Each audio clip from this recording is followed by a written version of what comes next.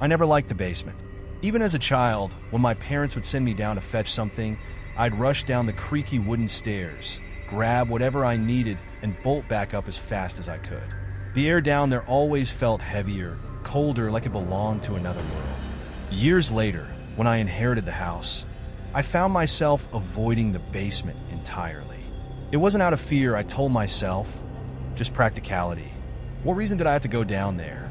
The washer and dryer were in the garage, and the old storage boxes could stay in the dusty corners where they belonged. But then the lights started flickering. It always happened at the same time. 4 a.m., I'd wake up to the soft buzz of the fluorescent bulbs coming to life, their pale light shining up through the gaps in the basement door. At first, I thought it was just a faulty timer or an electrical glitch. But as the nights passed, the flickering became more erratic. Short bursts of light followed by long stretches of darkness, almost like it was trying to send a message. And the strangest part? The light switch was always off. The first time I decided to investigate, it was more out of frustration than fear. I had just returned from a late shift at work, and as I crawled into bed, the familiar flickering began. "Damn it," I muttered, throwing off the covers. Grabbing a flashlight from the nightstand, I made my way to the basement door. The faint hum of the lights buzzed through the wood, sending a shiver down my spine. "You're a grown adult," I told myself. "There's nothing down there but old junk." I turned the knob and pushed the door open, the creak echoing in the silent house. The narrow staircase stretched down into the darkness, the flickering light casting erratic shadows on the walls. "Probably just a loose connection," I muttered, more to fill the silence than anything else. The steps groaned under my weight as I descended, each creak louder than the last. At the bottom, I hesitated. The single bulb swayed gently on its cord, the light flickering in a maddening rhythm. I scanned the room with my flashlight. Dusty furniture, forgotten boxes, and cobweb-covered shelves greeted me. Nothing out of the ordinary. Satisfied, I reached up and twisted the bulb tighter into its socket. The flickering stopped. "Easy fix," I said, exhaling a relieved laugh. But as I turned to head back up, something caught my eye. A shadow moved across the far wall, slow and deliberate. I froze, my breath catching in my throat. The flashlight trembled in my hand as I swung it toward the corner where the shadow had been. The light revealed nothing but an old workbench and a pile of forgotten tools. "Probably just my imagination," I whispered, though my pulse was racing. I climbed the stairs quickly, locking the basement door behind me. Back in my bedroom, I lay awake for hours, listening to the creaks and groans of the house settling. When I finally drifted off, I dreamed of the basement, of shadows moving in the corners, just beyond the reach of the light. The flickering continued. No matter how many times I checked the bulb or tightened the wiring, the lights came back to life at exactly 4 a.m. I tried to ignore it, chalking it up to old electrical systems. But as the days passed, the strange occurrences began to pile up. One night, I woke to the sound of faint tapping. It was rhythmic, deliberate, coming from below the floorboards. Another time, I found the basement door slightly ajar, though I was certain I'd locked it. The final straw came when I found footprints in the dust. They were small, like those of a child, leading from the far corner of the basement to the base of the stairs. By this point, I was desperate for answers.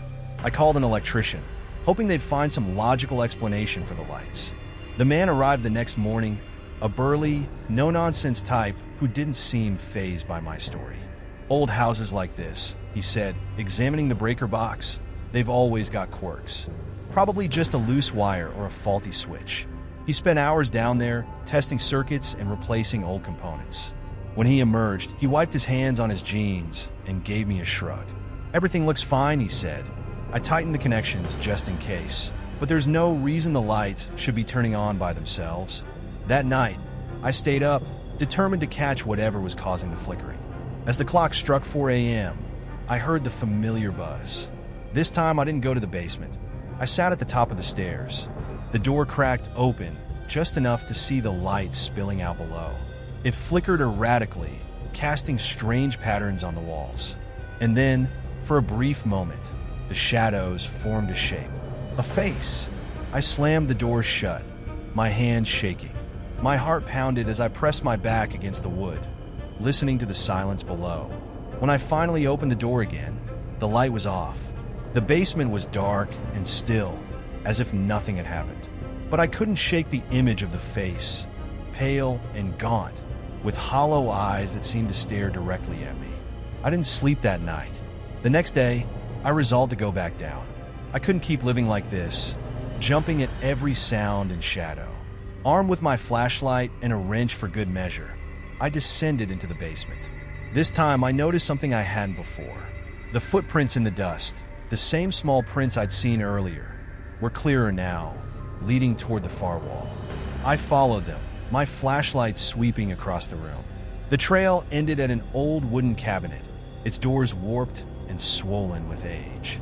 Taking a deep breath, I reached out and pulled the doors open. Inside, I found a small, tattered notebook. Its pages were yellowed and brittle, filled with spidery handwriting that was hard to read. One word caught my eye, repeated over and over. Trapped. I flipped through the pages, my hands trembling. The entries were fragmented, describing strange noises, shadows, and an overwhelming sense of being watched. The final page read, "If you're reading this, it's too late. Don't let it out." I stood in the basement, clutching the tattered notebook, my mind racing. "If you're reading this, it's too late. Don't let it out." The words sent a chill down my spine. What did it mean? What was it? The basement suddenly felt colder, the shadows darker. The faint hum of the light bulb above seemed louder, more oppressive. My flashlight flickered, and I tightened my grip on it, scanning the room for any sign of movement. Something felt wrong. I couldn't explain it, but the air was heavy, like the house itself was holding its breath. I hurried back upstairs, slamming the basement door shut behind me. I spent the rest of the day poring over the notebook, trying to make sense of the fragmented entries. The handwriting was erratic, the sentences often trailing off mid-thought. One entry caught my attention. It started with the lights, always at 4 a.m. I thought it was just the wiring, but then I heard it, whispers faint and far away. The shadows moved when there was no light, and the air grew colder. It's trapped, but it's not sleeping. It's watching. Another entry read, "I found the cabinet when I first moved in. Something about it felt wrong. I tried to ignore it, but the more I did, the louder the whispers became. I think it wants me to open it. I won't." I flipped back to the last page, the warning glaring at me in bold, uneven letters. Don't let it out. Had I already done something to release whatever was down there? Was the flickering light a sign that it was waking up? That night, I sat in the living room, the notebook open on the coffee table. Every creak of the house made me jump, my nerves frayed. I tried to distract myself with the television, but nothing could drown out the tension in the air. As the clock approached 4 a.m., my dread grew. I kept glancing at the basement door, half expecting it to swing open on its own. When the lights began to flicker, I froze. The faint hum of the fluorescent bulb buzzed through the house, the light seeping up through the cracks in the basement door. This time, the flickering wasn't erratic. It was rhythmic like a heartbeat. Then came the sound, a soft, shuffling noise, like something dragging itself across the basement floor. I crept toward the basement door, my heart pounding in my chest. My hand hovered over the doorknob as I listened. The shuffling grew louder, more deliberate. And then, faintly, I heard it, a whisper. At first, it was too quiet to make out, like a breeze brushing against the walls. But as I pressed my ear closer to the door, the words became clearer. "Let me out." I stumbled back, my blood running cold. The voice was soft, almost pleading, but there was something off about it. It didn't sound human. The whisper came again, louder this time. "Let me out, please." I backed away, my hands shaking. The notebook's warning echoed in my mind. Don't let it out. The next morning, I called my friend Eric. He was the only person I trusted to believe me, or at least not laugh me out of the room. "You're telling me your basement is haunted?" he asked, his tone skeptical. "I don't know what it is," I admitted, "but something's down there. The lights flicker every night at 4 a.m., and now I'm hearing whispers." Eric sighed. "All right, I'll come by tonight. We'll figure this out." That evening, Eric arrived with a toolbox and a determined look. If it's electrical, I'll find it. If it's ghosts, well, we'll figure that out too. At 3:50 a.m., we positioned ourselves at the top of the basement stairs, flashlights in hand. The air grew colder as the clock ticked closer to 4 a.m., the silence pressing down on us like a weight. When the lights began to flicker, Eric gave me a nervous glance. "That's creepy." The humming grew louder, the flickering more frantic. We descended the stairs slowly, the beams of our flashlights cutting through the darkness. The basement looked the same as it always did, dusty, cluttered, unremarkable. But the air was heavy, the shadows in the corners unnaturally deep. Eric examined the light bulb, muttering to himself. "The wiring looks fine. This doesn't make sense." As he worked, I wandered toward the cabinet. The footprints in the dust were gone, but the memory of them lingered. I opened the cabinet door cautiously, half expecting something to jump out. Inside, the shelves were empty except for the notebook I had left there earlier. And then I saw it. At the back of the cabinet, barely visible in the dim light, was a small, rusted latch. "Eric," I called, my voice trembling. He turned, his flashlight sweeping across the room. "What is it?" I pointed to the latch. "There's something back here." He joined me, peering into the cabinet. "Looks like a trapdoor." The latch was old, its metal corroded with age. Eric hesitated, glancing at me. "Do you want to open it?" "No," I said immediately. "Absolutely not." But as I spoke, the whispering began again, faint and insistent. "Let me out." Eric's eyes widened. "Did you hear that?" Before I could stop him, he reached for the latch and pulled. The trapdoor creaked open, revealing a dark, narrow tunnel that descended into the earth. A rush of cold air spilled out, carrying with it the metallic scent of damp stone. Eric shone his flashlight into the opening, but the beam barely penetrated the darkness. "This is insane," he said, his voice shaky. "What the hell is this?" The whispering grew louder, echoing up from the tunnel. "Let me out, please." We both stepped back, the cold air chilling us to the bone. "I think we should close it," I said, panic rising in my chest. "Whatever's down there, we don't want to let it out." Eric nodded, but before he could move, the light bulb above us shattered, plunging the basement into darkness. The basement plunged into pitch-black darkness. The only light came from the weak beams of our flashlights, casting jittery shadows on the walls as our hands trembled. "Did that thing just shatter on its own?" Eric whispered, his voice barely audible over the pounding in my ears. I couldn't answer. My focus was locked on the open trapdoor. From the gaping blackness below, the whispers grew louder, more distinct. "Let me out. You opened it. Let me out." The voice was neither childlike nor adult. It was something in between, fragmented and layered like multiple tones blending together. Eric took a step back. "I'm closing it," he said, his voice firm. But before he could reach for the latch, a sudden gust of icy air burst from the trapdoor, knocking him off balance. He stumbled, his flashlight clattering to the ground. "Eric!" I shouted, rushing to help him up. His eyes were wide with panic as he scrambled back from the opening. "There's something down there," he gasped. "I saw it. Something moved." I shone my flashlight into the tunnel, the beam flickering slightly as if struggling against the darkness. The narrow passage extended downward at a steep angle, its walls rough and damp. And then I saw it too, a figure. It was just beyond the reach of the light, crouched in the shadows. Its shape was indistinct, shifting and writhing like smoke given form. Pale, glowing eyes stared back at us, unblinking. The whispers turned to a low growl, vibrating through the floor beneath us. Eric grabbed my arm. "We need to get out of here. Now." We bolted up the stairs, slamming the basement door shut behind us. I turned the lock, my hand shaking. "What the hell was that?" Eric demanded, his voice rising. "I don't know." I snapped. I didn't even know that trapdoor existed until tonight. The house was silent, but the weight of the presence below lingered. The whispers had stopped, but I could still feel them, like an echo in my mind. The next morning I dove into research. I needed to understand what was happening in my home. Why was there a hidden trapdoor in the basement? What was that thing? I started with the deed to the house, tracing its history back through previous owners. Most of the names were unfamiliar, but one stood out: Joseph Harker. Harker had owned the house in the early 1900s. A quick internet search revealed he had been a reclusive man, rumored to dabble in the occult. Local legends painted him as a madman who conducted strange rituals in the basement, though nothing was ever proven. One article described his disappearance.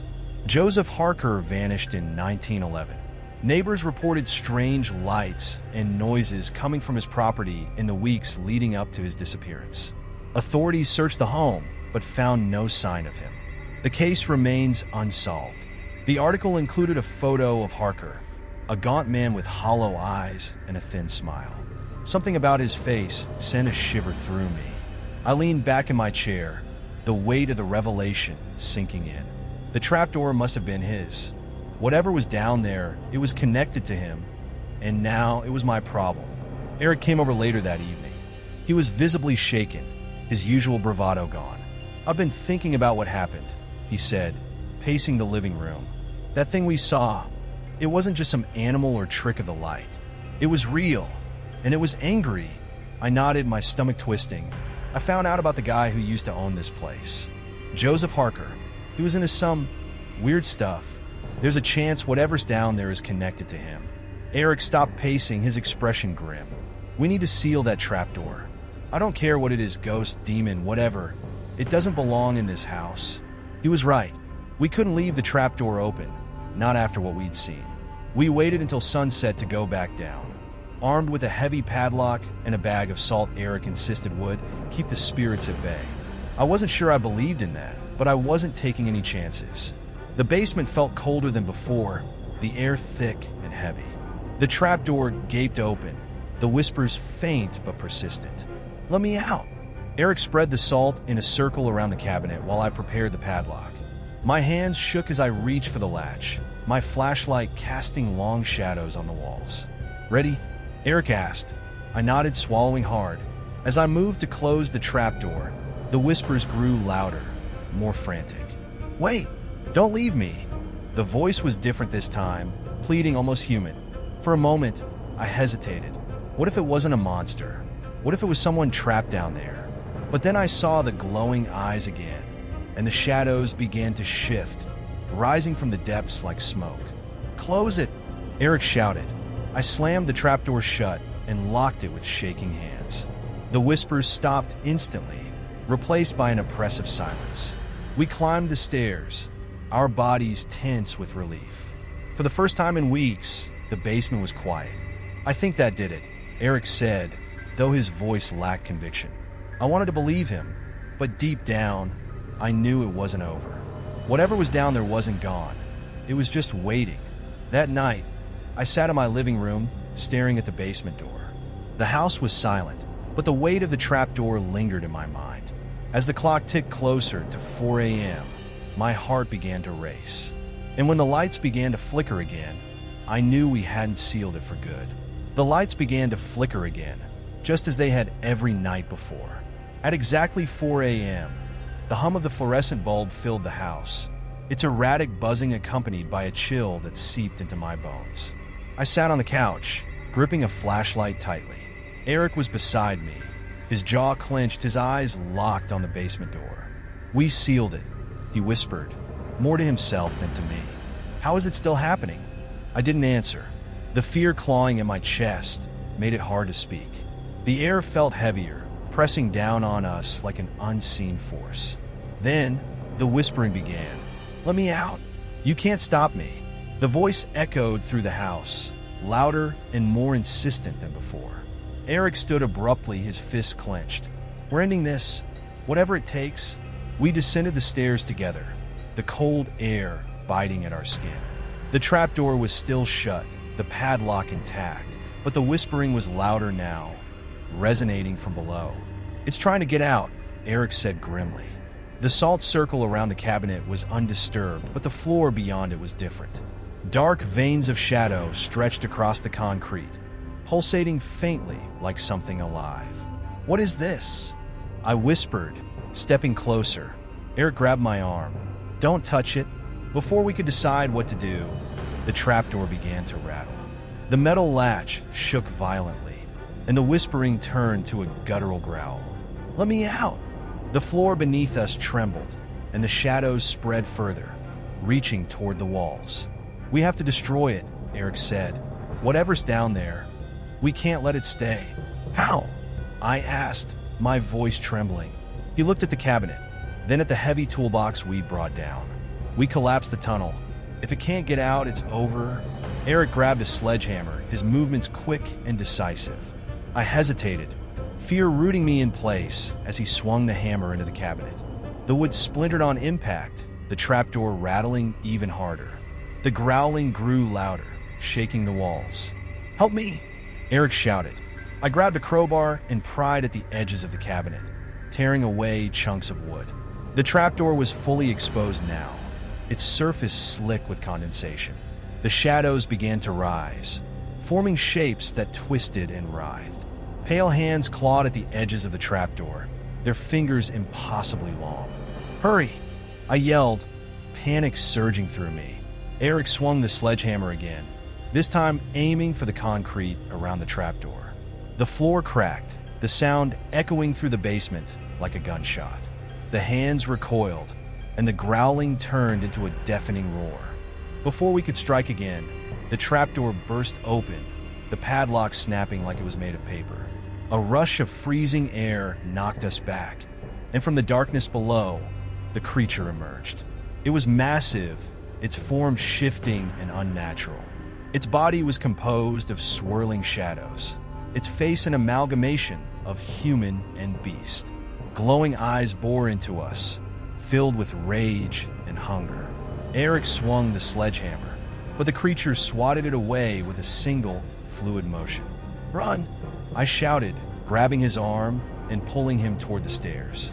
We barely made it to the top before the creature lunged, its clawed hands slamming into the door as we shut it. We barricaded the basement door with everything we could find. Chairs, a heavy bookcase, even the dining table. But the creature didn't stop. It pounded against the door, its growls reverberating through the house. "This isn't going to hold," Eric said, his voice shaking. I grabbed the notebook from the coffee table, flipping through its pages desperately. There had to be something we'd missed, some clue about how to stop it.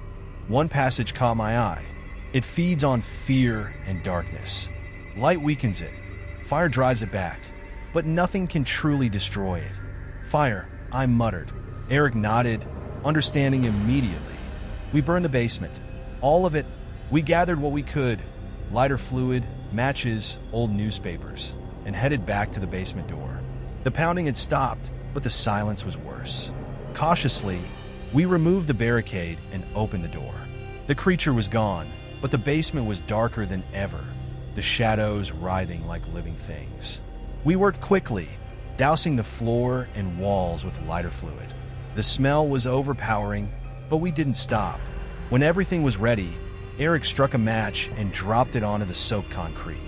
The flames roared to life, consuming the shadows in a blinding inferno. The whispers turned to screams, and the house shook violently as the creature's form dissolved into smoke.